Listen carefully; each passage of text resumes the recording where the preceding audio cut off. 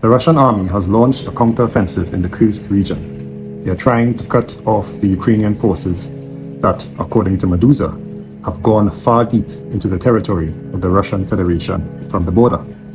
As part of the retaliatory operation, the armed forces of Ukraine decided to disrupt the supply of the advancing Russian group.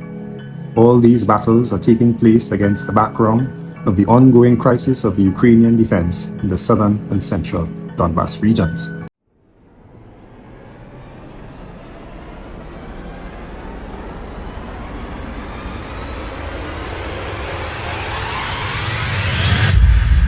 The Russian command was able to assemble a large group on the south bank of the Sem River near the border with Ukraine.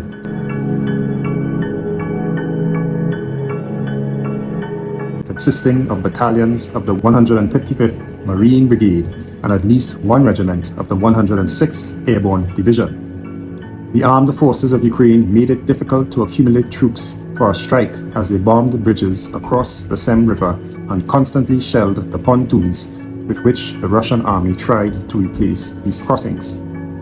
On September 11th, the Russian group went on the offensive, breaking through the defense of the Territorial Defense Brigade, which, by the way, Ukrainian media describes as the most capable combat units of the armed forces of Ukraine fighting in the north near Koronevo and the Sudza-Logov highway. Meanwhile, in the east, in summary, instead of a risky assault on Pokrovsk, the Russian command decided to change the vector of the offensive to the south. They captured the city of Novhorodika and reached the important logistics center of Selidove, where they were stopped by the approaching Ukrainian reserves with counterattacks. Some Ukrainian analysts believe that Ukraine still has the means to surprise Russia in Kursk and go as far to claim that Ukraine is still advancing in 3 areas in spite of the Russian counterattack. The US estimate is that the Russians would need up to 20 brigades or about 50,000 men to expel Ukrainian forces from Kursk. And as at last Thursday, Major General Pat Ryder, a US Defense Department spokesman, described the Russian actions in Kursk so far as being marginal, and that, and I quote, they have not seen the sort of mass or quality that would quickly drive out a much smaller Ukrainian force. So in today's video, we'll cover the current situation in Kursk as well as the Donbass and compare how the Ukrainian and US experts assess the prospects of each side in these crucial hotspot regions. So let's get into it. The Russians were able to quickly cover 6 kilometers to the large village of Snagpost in the depths of the Ukrainian defense. The village was occupied within a day. Another column of the armed forces of the Russian Federation bypassed Snagpost from the north and advanced several kilometers to the town of Lyubimovka. Access to this village and the Sudza-Koronevo highway to the north may cause a crisis of the entire defense of the armed forces of Ukraine in the western part of the bridgehead in the Kursk region. As is claimed by pro-Ukraine media, those troops will now lack supplies. However, the UAF troops operating in Sudza are not yet threatened by this strike, as the Russian armed forces still cannot count on cutting off the main communication route of the UAF, which is the Suma-Sudza road.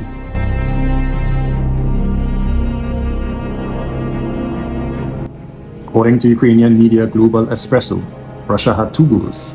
First, to push the Ukrainian troops further away from Koronevo to create a land corridor to unblock Russian forces in the Glushovko area, which is a 20 by 40 kilometer tract.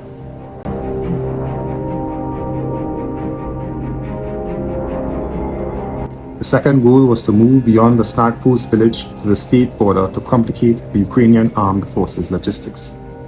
The attack from the north of Koronevo was with a certain amount of armored vehicles. Russia was able to break through the defense of the 103rd Territorial Defense Brigade, forcing several units to retreat. The village of Snagpost is now, according to Ukrainian media, either under Russian control or in the gray zone. The Ukrainian command responded to this offensive with its counterattack from the border in the direction of the district center of Glushovko. The armed forces of Ukraine managed to walk about 2 kilometers to the north on the first day. The goal is to force the Russian armed forces to throw forces into the defense of Glushovko instead of in their offensive on Lyubimovka. The Ukrainians, however, opened a new front and by entering Kursk from a new area, a little further west of the Russian offensive line.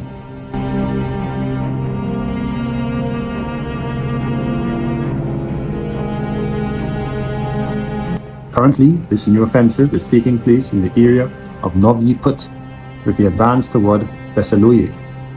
This is to the west of the area where the Russian forces was actively attacking just a few days ago.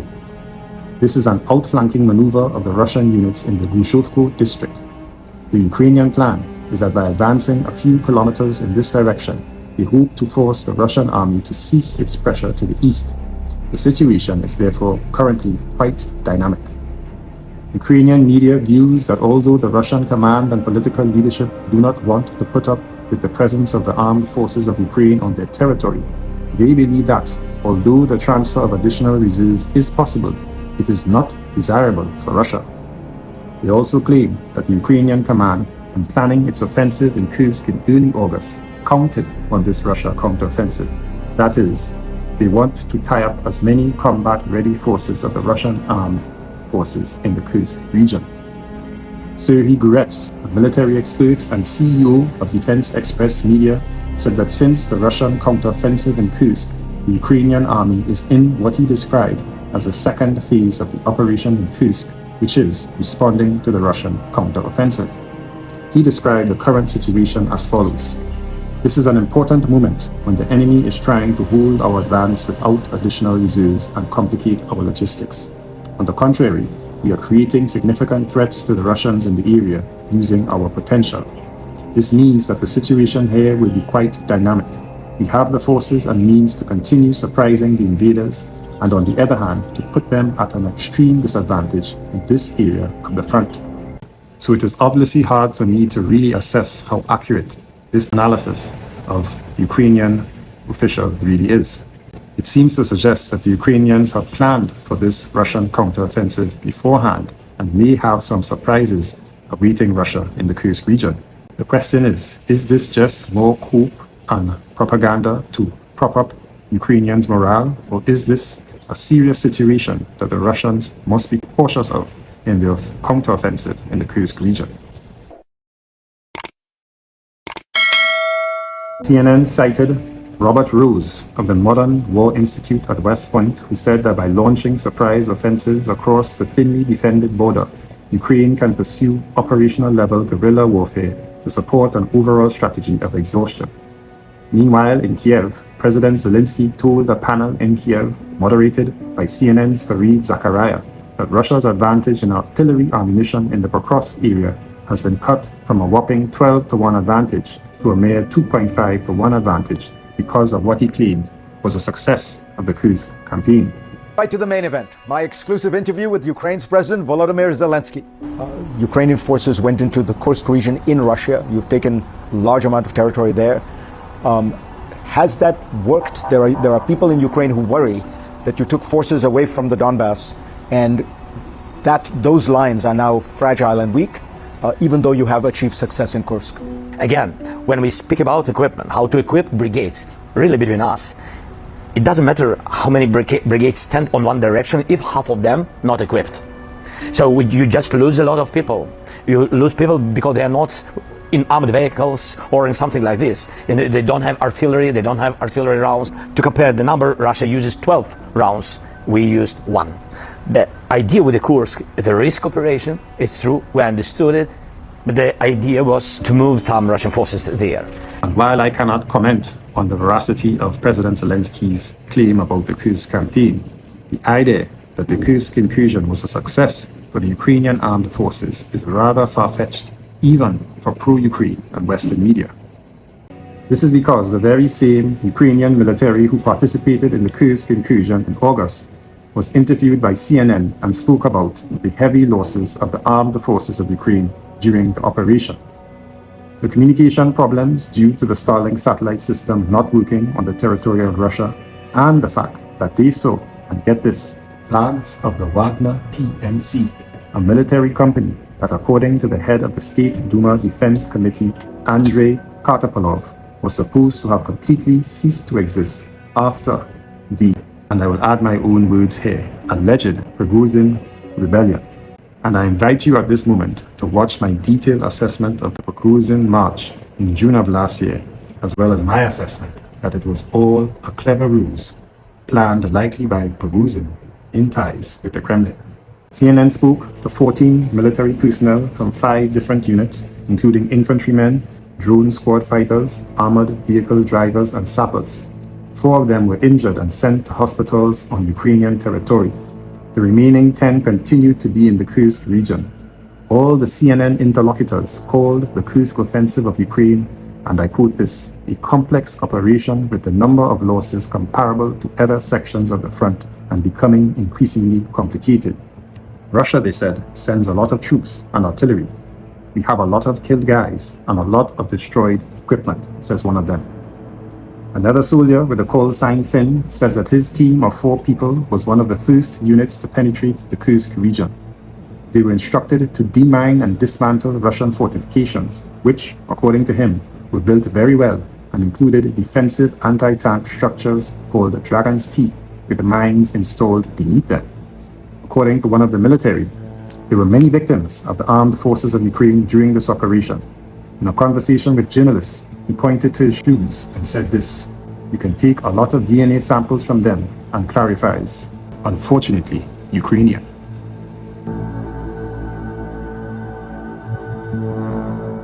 For Ukraine and their media, it is readily admitted that the Pokrovsk-Kharkiv section of the front line remains the most difficult. According to the Ukrainian General Staff, 100 combat clashes took place there on the 14th of September, and this is out of a total of 143 combat clashes over the entire front line. Earlier today, a Ukrainian officer with the 59th Brigade by the name of Serhiy Teshotsky called the situation in Pokrovsk as being tense but under control. He said that the Russians are constantly conducting reconnaissance along the entire front line in search of weaknesses in the Ukrainian defense. In an interview with Ukrainian media, he stated as follows, "Now the Russian aggressors are targeting Pokrovsk's infrastructure by destroying overpasses. The tactic of destroy and then attempt to advance has always been part of the Russian strategy. For over a week, the Russians have been trying to bypass Pokrovsk and attack the flanks to the north and south, where they have concentrated their most powerful forces. The Russians are primarily focusing on breaking through Ukrainian defenses with infantry using small infantry groups. Our task is to detect and destroy these groups, which is exactly what we are doing," he said.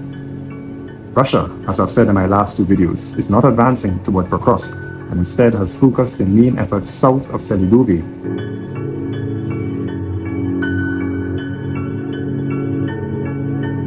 and bypassing it. In the direction of Selidove itself, the front line remains stable with the reinforcement of Ukrainian units. The main risks for the UAF is that Russia is trying to carry out offensive actions aimed at surrounding or blocking the Ukrainian armed forces, which are located in the bridgehead west of Nevelsky. This is the most perilous salient consisting of Palitsinivka, Nevelsky, and Krasnohorvika. According to Ukrainian media, a planned withdrawal of Ukrainian troops is underway there, while the Russian forces is trying to attack east of Krasnohorvika, in particular the village of Hostry. In quotations, it is increasingly difficult for the units of the armed forces of Ukraine to hold positions in the ledge between Ukrainian forces and Kharkiv. Leaving there will mean the loss of the last bridgehead near Donetsk.